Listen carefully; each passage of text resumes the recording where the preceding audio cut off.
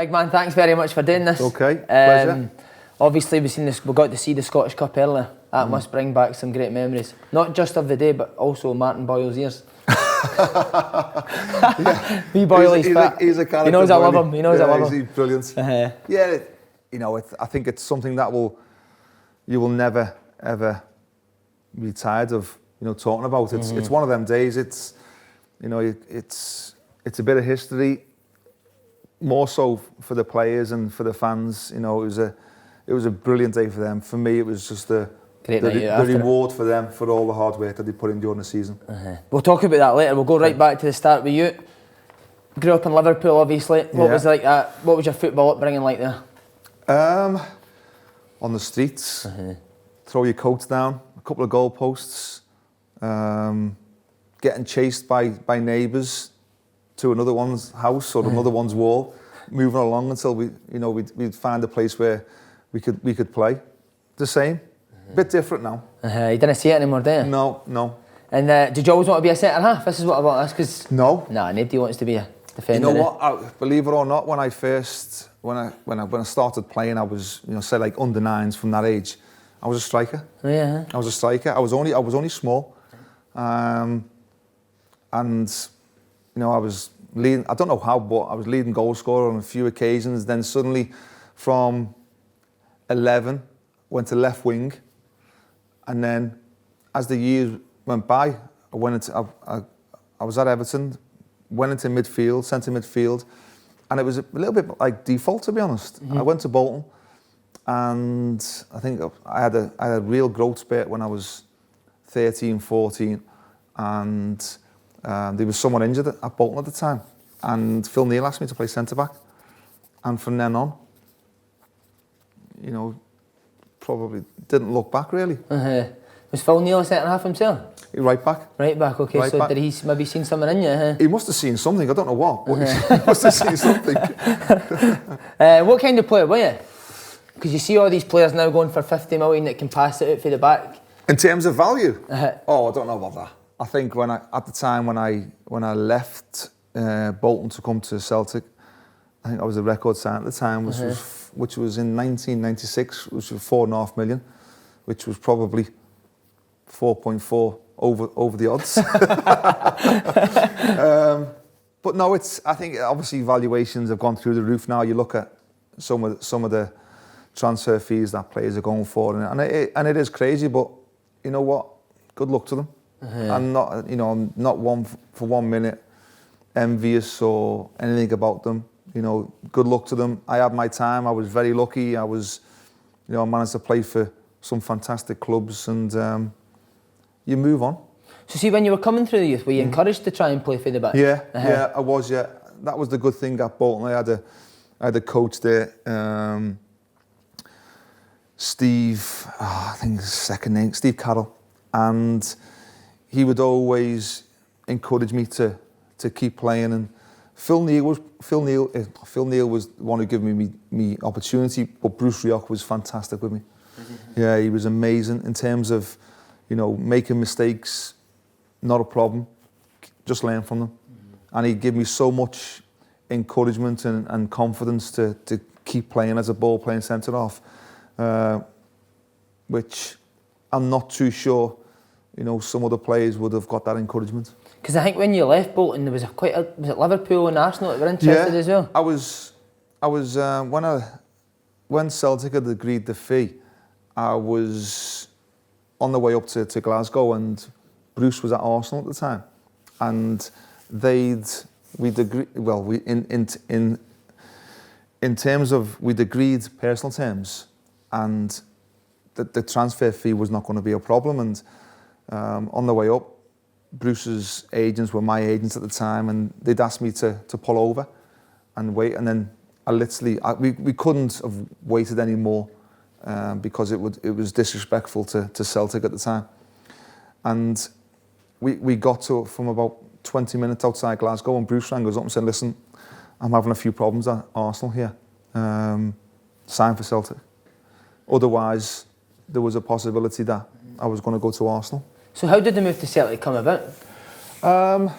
Well, initially, I think the season before, me and Jason were going to Blackburn in a joint deal for 9 million. You were the brains of that operation. I was definitely the brains of that operation. So we'd agreed a fee for 9 million, but it was one of them deals that Blackburn had said, if we pay 9 million, we are the only team that can speak to them. So that was all agreed personal terms, and it looked like it was going through. And then the next minute, Jason got a phone call from his agent, or to his agent, to say, and it was from Bolton, to say that they'd agreed a fee with Liverpool for 4.5 million. Were you asking if you were part of the deal? No, well, he was allowed to go and speak to them, and Jason was like, "Oh, I don't want to leave you. You know, if I go, it means you're going back." I said, "Listen, it's not a problem." I said, "If it was me with Everton, I'd be doing the same. I'd be going, see ya." So, you know, that happened, and so that meant the deal was off. So we went back to Bolton. And then heard from Celtic after that? Then Celtic was after that then. Did you know much about Celtic when you heard of their interest? I knew a bit about them, not as much as probably, obviously, as teams in England. But once I got there, you know, spoke to Tommy Burns, who was amazing. Mm-hmm. He was brilliant. Best guy ever, isn't he? He was such a gentleman, such a, you know, he was like a father figure to a lot of the players at the time. And, you know, how can anyone not be sold on Celtic Park when you turn up and see her? He's so passionate about the club, isn't he? Yeah, he was fantastic. You played with the three Amigos at Celtic. Mm. Who was the best at the three? Oh, I think in terms of general ability, I would have to say Paolo. But Andreas Tom was a fantastic player. Was he? He had the biggest thighs you've ever seen in your life.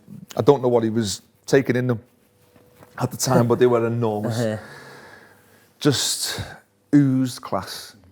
Effortless. Everything he did it with ease. He was he glided around the football pitch. He was a great player. You know, and Cadetti was just a goal scorer. You know, never trained from Monday to Friday. Did he know that? It was George's treatment table. So he used to always be on the treatment table getting a massage, and then suddenly a Friday George would train and score on a Saturday. Were you surprised with the standard of the player when you came up here? I was. You know, and probably I shouldn't have. You know, but I think when you're a club like the size of Celtic and obviously Rangers, they can attract the big players from Europe. And you know, when I was there, obviously, you know, I had Van Hooijdonk there at the time and all, and you know, fantastic goal scorers, and we just made up basically that quality. You know, you look at George, Van Hooijdonk, you know, Andreas Tom, Di Canio, and then you look at Larsson. You know, we were lucky. And you're the man who had to mark them and train every day, was it? Easy. Back pocket, son. Yeah, well, no, it's different training. You know, I think it takes a certain type of player to play under that pressure. You know, you've seen good players come to big clubs and not handle the expectation. The ones I've just named, you know, they handle their expectation. You know, it doesn't mean, you know, we had some players who come to Celtic and it just didn't really happen for them, but they were still really good players. You know, but because they don't do it on a Saturday and it doesn't happen for them there, you know, they get labelled poor players, but it's probably a bit harsh on some of them now. You mentioned Di Canio there. He was my manager at Swindon. Yeah. Craziest guy ever, wasn't it? Yeah. Was he crazy back then? Yeah. What sort of stuff? He was, when he first came, he couldn't speak a lot of English. It was very limited. So the Granty had the task of looking after him. So, which I don't know whether that helped or hindered really. But no, to be fair, Granty was great for him. So he'd look after him away from the training ground and help him with the bills, and as well as the clubs and stuff like that. But Paolo was a larger than life character, as you know, being at Swindon with him. But he would always come out the shower and he'd be in front of the mirror, and it was basically Paolo's mirror. You know, you could never get him out of George's bed, Paolo's mirror. And he'd always be in front of the mirror, and as his English started to get better, he'd go, my mother, she gave birth to a beautiful baby, and he was like this all the time, you know. And that was Paolo. And, you know, He was great. And then obviously he picked up the language really quickly, and he was a fantastic character. He's a clever guy as well, isn't he? He loved his character. He loved his karaoke. It was, I think it was all new to him, but he loved it. Had the karaoke machine in his house, and sometimes we'd all go back, and Paolo, as you can imagine, singing. He'd want centre stage. But a great guy. What was his song? You remember now? Not really. Just anything. He loved it because he was a showman, wasn't he? Centre of attention. He loved the attention. But fantastic trainer. Probably the best foreign trainer I've worked with. Just in for terms working of hard. attitude. He was immense. An example to any young player. See, with the players, was Tommy the perfect manager with the way he wanted the team to play? Yeah, he was. He was, Tommy, because Tommy was an expressive player who liked to show his qualities on the pitch, and and that way I think it helped with the egos, because when you've got like a Paolo, it comes with an ego, but in a good way. George Cadet, the same. Strikers all have egos. They all think they're the best. They all want the most attention because they're the match winners. Andreas Tom, different, was a bit quieter, but the same, treated different to other players. And Tommy had the perfect attitude for that, and personality, because he could give them all what they wanted. He can give them the time that some wanted. He knows he could give him 20 minutes, he could give him 10 minutes, he can give him an hour if he needed it. Tommy would do whatever they neaded. Would Tommy to get them ready. Would he join in training? Yeah, he still had his quality. Obviously, as you go on, you don't lose your brain, you just lose your ability to do it at the same quality or the same pace. Tell us a bit about your brain still tells you what to do, but you just can't carry it out as quickly and as good at times. But Tommy was, you could see that he'd been a proper player. So that year, why do you think he's never won the league? Just a good Rangers? Yeah, in a nutshell. I think sometimes you'd have to hold your hands up, and to be honest, at that time, it was a good Rangers and all. You look at the players that they had in their team and what was coming. Your Laudrups, your Gascoignes, your Goffs. They had a proper team. Even in the years after that, your George Alberts, your Arthur Newman. Good team. See, that year, did you feel like you could beat them in the league, or did you think they've got it? I think there was always a feeling, because of the quality that we had, that we could beat them and compete with them. But we always knew that in the back of our minds is that Rangers would have probably had the edge in terms of overall quality. Being honest. And when they got 9 in a row, was it a real low point? Yeah, it was. We obviously, coming from England, and obviously probably the foreign lads and all, they didn't probably initially appreciate how big the 9 in a row was and equaling it, but they soon become aware of it can't be 10. I think that was emphasised really, really quickly, and the fact that we stopped that, I think it was against the odds. I didn't think it was expected, but it was a brilliant season, actually.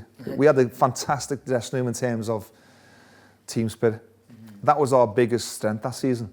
The fact that we had a brilliant dressing room. We'd go out together, we'd socialise together. The bond between the players was brilliant. Was it you that brought that in? Somebody told me that you said you had to go out more and do stuff together.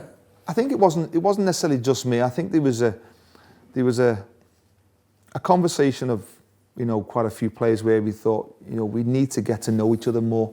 We need to try and build what we've got on the pitch, off the pitch and all, and become more together. We'd always go out every Tuesday afternoon after training. We'd go to Il Pavoni in the town. Nice. We'd go to the Italian restaurant. We'd always have a table there, and it was compulsory that everybody had to go. And if you wanted to leave after the food, and if you didn't want to partake in the events after that, the social side, then you were more than welcome to go. But what we found is that initially we'd all go for the food, and then you would start to see people start to drift away. And then after about a few more weeks, you'd start to see the people not drifting away and start to see them staying, and started to enjoy it more and more. And then, you know, it was a big part in his winning league that year. Who else would have been big characters in that team? Craig Bailey was a big character. Tommy Johnson, another one. But even the foreign lads, you look at, you know, Mark Reaper was another with a big personality. Henrik and Pierre were, you know, I don't know, that was Henrik there that year, I'm not too sure whether it was the following year he came. Pierre was another big personality. Reggie was another one and all. You know, Reggie used to love probably the social side more than anybody. But no, it was great fun. But it just gives you the chance to get to know the personalities of the rest of the lads away from the football side, because sometimes you can see, you see a different side. Sometimes you can see a very serious side of someone on a training pitch, or a very relaxed, down-to-earth guy on the training ground, and suddenly you get them in their comfort zone, away from it. You see a different personality, and you know, it was good to be able to see that. When Rangers won 9 in a row, did you expect Tommy to get the sack? We probably thought there was obviously going to be pressure. You know, when you lose the league, there's always, unfortunately, someone that has to carry the can, rightly or wrongly. And you know, it was unfortunate that, you know, Tommy had lost his job. And the big thing with Tommy was that he loved the club so much. And sometimes you wonder if he had an opportunity to go back and do it again, whether he was probably too close to it all. And you could see that he really wanted it. Like we all did, but sometimes you can want it too much. If it doesn't sound crazy, you know, you can want something too much that it can cloud your judgment sometimes. But it doesn't take away the fact that, you know, Tommy was a I don't judge people whether they're a brilliant footballer or whether it was anything. I judge them as people, and he was a brilliant person. Did he also help your wife settle as well, Tommy? He did. Tommy's wife was amazing. With Rosemary, with my wife, yeah. It just reminded me. I was trying to think of a name there as I was. Saved you, big man. That's what I'm here for. That's what I'm here for. You know, that was a great little prompt there then. And Rosie was fantastic with Mandy. You know, she used to take her out shopping, used to take her for coffee, because it was very difficult in the early days for Mandy to settle. She'd had a couple of miscarriages at the time, so that probably prompted her to think, I want to go back down south. And at the time, actually Aston Villa had agreed they put an offer in for me. And just after my first year it was. Not many people know. And Fergus, it is. And Fergus McCann, because Fergus was a very much of a broadsheets man, he was working on figures. He wanted 6.5 million for me at the time. And I think Aston Villa, they got to, I think 6 million they offered. Personal terms were all agreed, everything. And Fergus was like, the real businessman, wants 6.5, or that's it, he's not going. And in the end, the Villa couldn't go to the 6.5 million. When I look back now, I'm happy they didn't, because I loved every minute after that. You know, at Celtic. So Tommy left and Wim Jansen comes in. Yeah. What were the thoughts amongst the boys when the foreign manager came in? We didn't know anything about him. Yeah. And I don't think, you know, whether it was the fans, whether the players, probably the media and all. It was a little bit as if like someone's been plucked out of obscurity and brought in, and this is your new manager. And we were like, okay. And he was very different, Vim. He didn't used to say much, would never hardly interfere with training. You know, it was him and Murdo, and Murdo was probably great for him. But it wasn't long in becoming that how much we all got on with him, great. He was a very relaxed, quiet guy coming in at half time. And we were like, sometimes like, we're not used to this. We're used to someone coming in going, you're this and you're that, you need to pull your finger out, you know, right off, you know, people getting dragged up against the wall and arguments. And Vim was this very calm individual. Right, guys, we need to play with more discipline in the team and we need to pass the ball better. We have to make better decisions. And then we were like looking and thinking, what's going on here? You know, our decision making in the final third has to be better. If you improve on that, then you will win the game. And we were like, okay, all right. And then before you knew it, everything he was starting to want to implement in the game was right. He was a very, very thoughtful and tactical type of guy. And I don't know why or how it worked. It worked. Did you prefer that to getting shouted at? Or? It's the first time I'd ever encountered that type of management. And so for me, it was a little bit like, it was a bit surreal where you go, I don't know whether this is right or wrong, but for some reason, it feels right.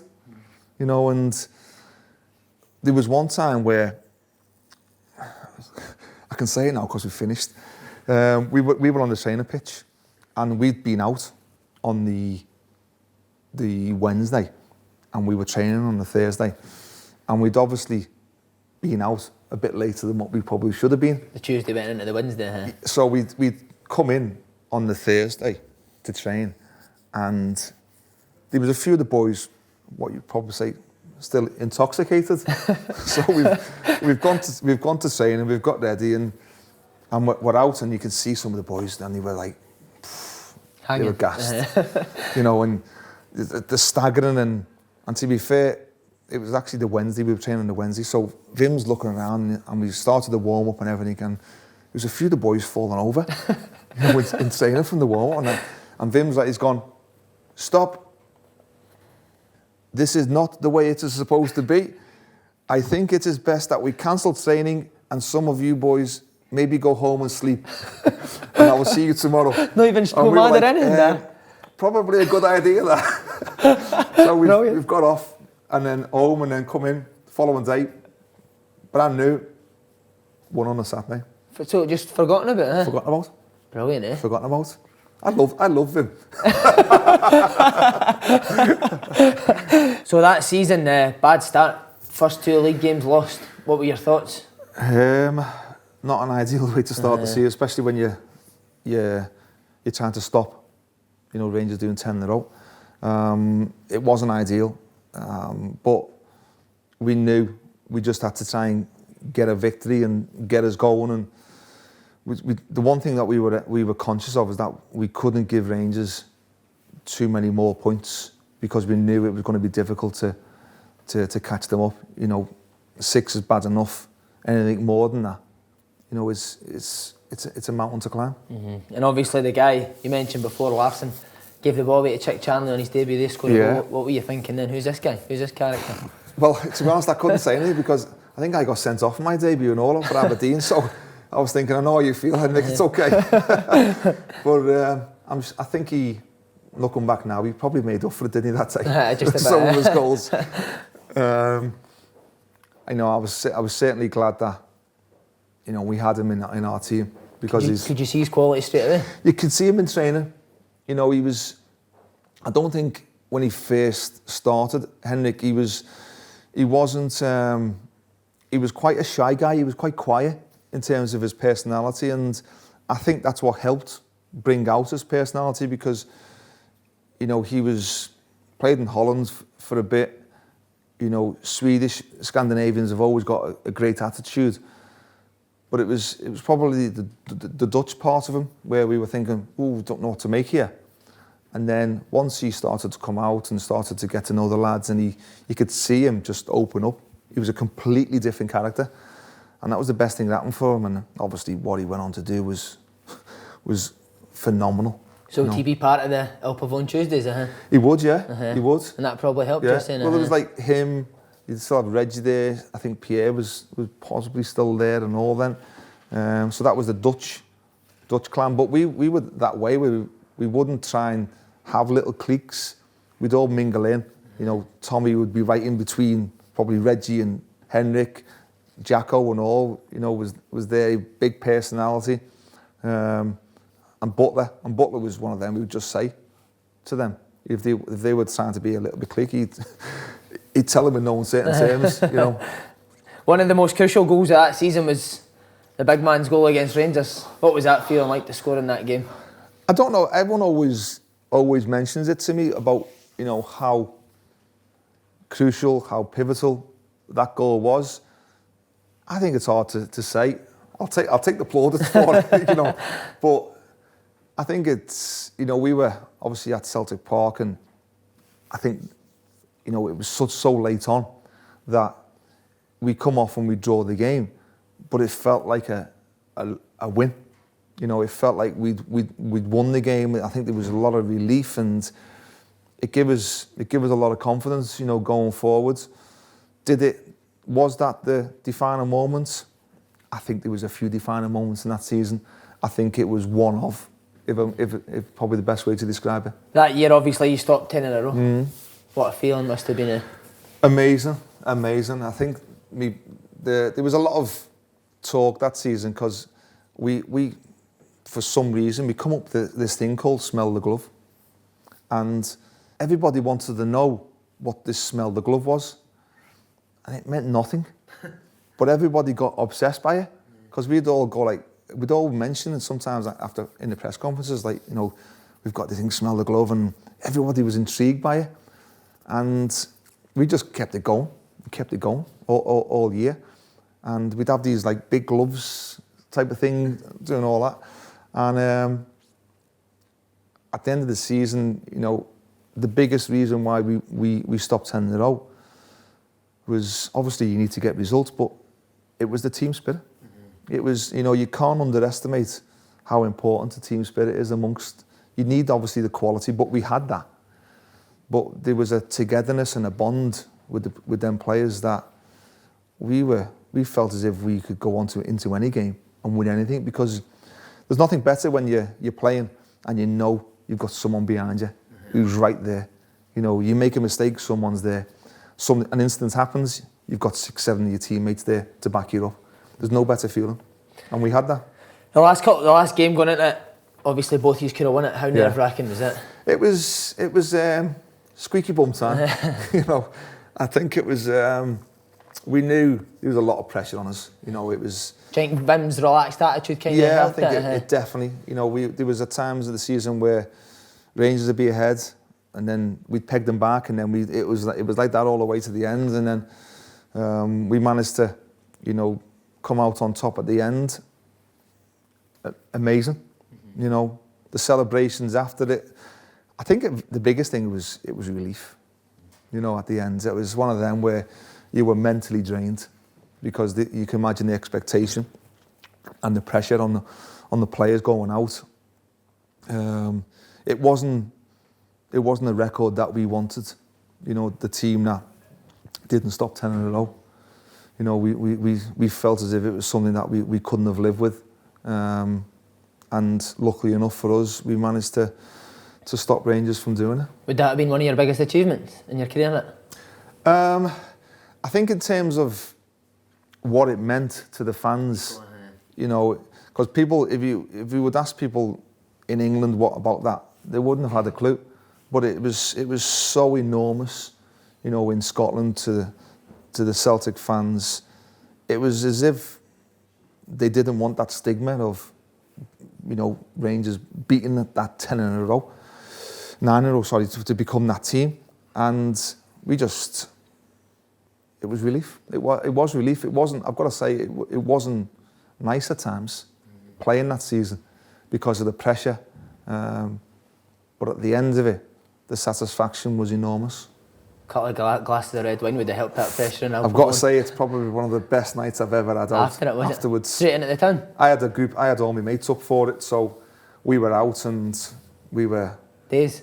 Oh, for days, yeah. I don't think I bought a drink. After that, you know, my mates, we were on on the tables, in bars and everything, and it was as if we'd just been given the keys to the city. Just on the Celtic Rangers games, for people that Yeah. don't know them, how good are they? Well, if anyone doesn't know about them, you don't know what you're missing. They're that good. Better than like Liverpool, Merseyside Yeah, derbies? Yeah, they are. It's for me as a kid growing up, the Merseyside derby was everything, and in terms of me playing in one, it's probably one of the best feelings I've had. But in terms of atmosphere, it doesn't come close to an Old Firm derby. You know, when you walk out onto that pitch and the hairs in the back of your neck are standing up, you know, you're looking around thinking, oh my God. You know, and then when my first Old Firm game, I was at Ibrox and I was walking out and I'm thinking, yeah, it's just a derby, you know what these derby. And I'm walking out and not in a nice way, but, you know, I was getting spat at and everything, and I'm going, oh my God. I soon realised what a derby was all about. You know, it was in the warm-up. I was actually afraid at times to go over to get the ball in the warm-up because what was going to happen. That's part of it. You know, you have to embrace that, and I loved them. I absolutely loved them. You know, I'd probably fair share of wins compared to losses, which is probably not a bad thing in terms of some of the records, but they are probably one of the pinnacles of playing football. I must admit to be able to sit here and said I've played in an Old Firm derby. It takes some beating. Mm-hmm. See, were you a guy that got nervous before games? Not necessarily, no. But for that one? Butterflies. Butterflies. It's the week leading up. People that we've interviewed before have said it feels like such a long build-up. Obviously it's a week, but it feels more. You can feel it even in the previous week start to bubble.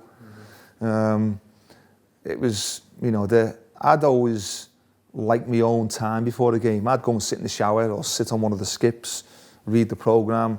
I wouldn't get changed till 2:10. You know, and mine was like a slow process then of getting ready. I didn't like to be ready too early because I just felt it was just a build-up of tension and nerves, and you'd get, you know, before you know it, you know, like when you've played, you can sometimes be beat before you go out. You know, you feel drained because of the nerves. So I used to just, you know, have a little bit of me time in wherever I could, find a quiet area or a corner, and just try and chill. So 98, 99, Wim Jansen was leaving. Yeah. What was the feeling amongst the boys when they heard the news? We were disappointed. You know, I must admit there was a lot of unrest at the time with Wim leaving. I think it was around Jock being there actually, and for whatever reason, I don't know what it was. Whether it was because of Wim's contract or not, whether that was the defining episode of why he left, or whether it was something going on behind the scenes, we don't know. But the one thing I would say about Wim though was that he was a very, very strong individual, strong-minded individual, and once he'd made his mind up, that was it. And you know, we were gutted that he left, to be honest, because it's like one of the things, we don't know why it worked, but it worked, and we felt as if we'd gained momentum, but lost momentum and all because of it. And you know, that was obviously another manager coming in there, and we all loved him in a way. You know, we really connected with his style of management, and for me it was a mistake. Did he chat to the boys before he left, or was it just same? Confused. One tone voice again. Oh, was he? Yeah. This is a sad day, and you know, but we loved him. We were gutted.